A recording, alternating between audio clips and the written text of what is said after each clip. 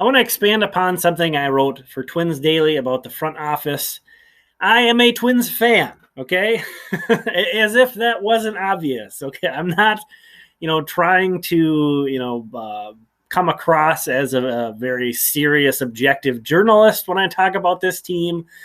I'm not trying to pretend like I don't have an emotional investment that can sometimes make things difficult to be sort of fair and unbalanced and to keep the emotion out of it. You're a fan. It's short for fanatic, and I think as controlled as some of us are, and I feel like I can kind of view things through a lens outside of that sometimes. There's also, we have that investment in these teams, in our team, in the Twins. So that is sort of the scope in which I wrote about the front office from. This wasn't an analytical, really hard-hitting piece that broke down a bunch of stuff. I've been thinking about this for a few weeks now with the team not playing well. I don't have faith in this front office anymore. I don't. And it seems like even at the end of the piece, I admit that that seems so fickle, even to me, kind of analyzing my own thoughts about this front office that, they have been, but I do point out they have been around a while. It's not like this feels like a new front office because the Twins have changed front offices so infrequently over their entire history, especially with the Polad family. There have not been a lot of changes. This has been an incredibly loyal organization, which is admirable. But it maybe seems like that this front office is newer than it really is when you look across the league. Thad Levine among GMs actually is in the upper half of tenure in terms of GMs, which I was pretty surprised to find that out myself.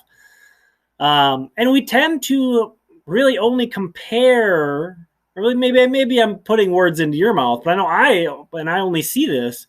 Mostly comparisons are with this front office and the previous regime, which I don't think that's really all that productive.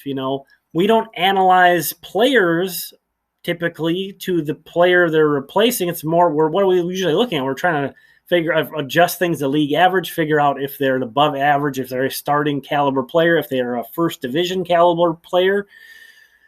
And when I think about that in terms of the front office, do I think this is an above average front office in Major League Baseball right now? That's incredibly hard to answer. Again, I didn't try to go in and analyze. It's super hard to do anyway.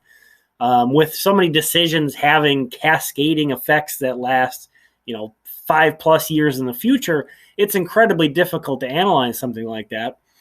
So kind of what it came down to in the end was me thinking, do I trust that Derek Falvey and Thad Levine and company can fix this organization right now? Do I think that they can get things pointed back in the right direction? Now, yes, there's been injuries. The Twins have not been the most injured team in the league. There are injured teams that have more injuries than the Twins that are in first place right now.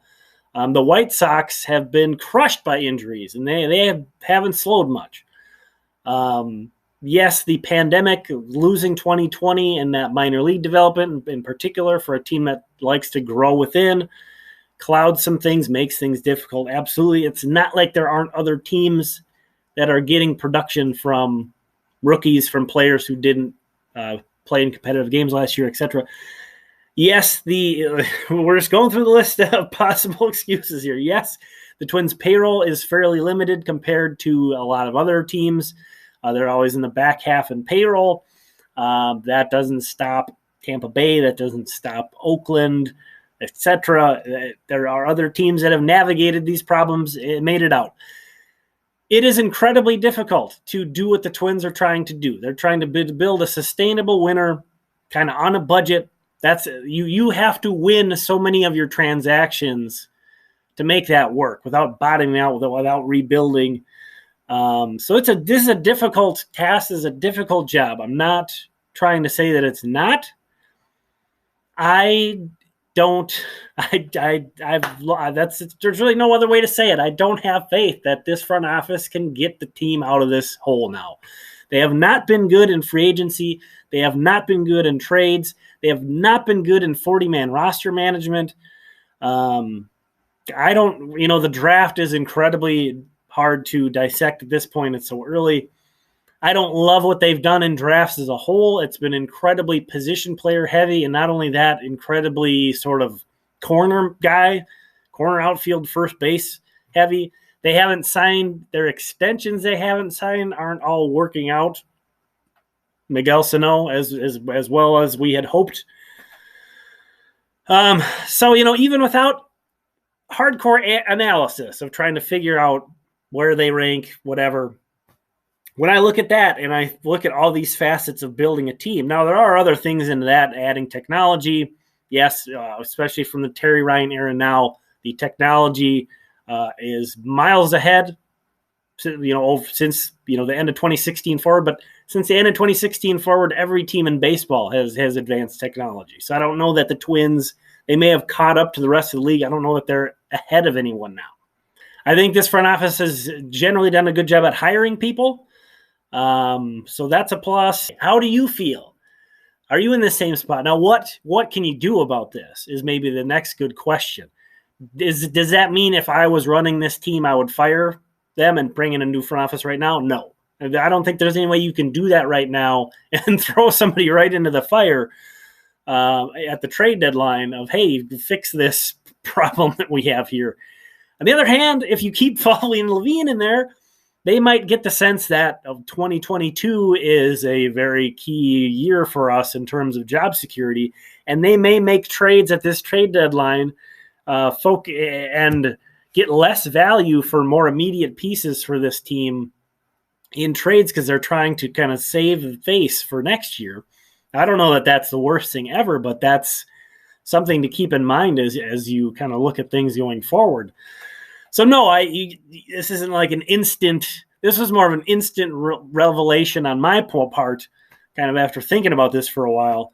Not something to where I say, "Oh, get rid of them now." I don't know how you would expect someone to navigate a trade deadline on this short notice. Also, the people that you'd be looking to hire to replace anybody in the front office is currently employed, and probably difficult to hire them away during the season. So we're definitely going to get a chance to see this front office navigate this trade deadline. And like I said, I'm fickle. I'll be the first to admit it. This is a fickle, feeling that I have.